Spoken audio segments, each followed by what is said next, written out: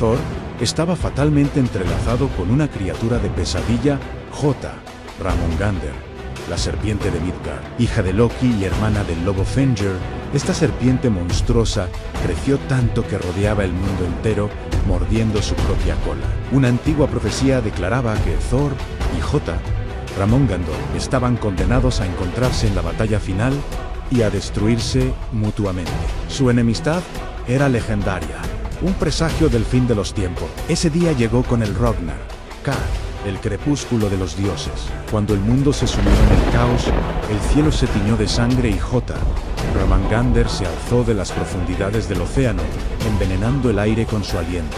En medio de un campo de batalla apocalíptico, Thor finalmente se enfrentó a su némesis. La lucha fue cataclísmica. Con un grito de guerra que resonó por todo el universo, Thor desató todo su poder y aplastó el cráneo de la serpiente con un golpe final de MJ. Cumplió su destino y derrotó a la bestia. Pero al hacerlo, fue bañado en su veneno mortal. Dio 9 pasos, solo 9, antes de colapsar y morir. Thor no sobrevivió al fin del mundo. Su fuerza no pudo salvarlo de su destino, pero su sacrificio no fue en vano. Su muerte, como su vida, fue un acto de protección, asegurando que el mal no prevaleciera en el nuevo mundo que nacería de las cenizas del viejo.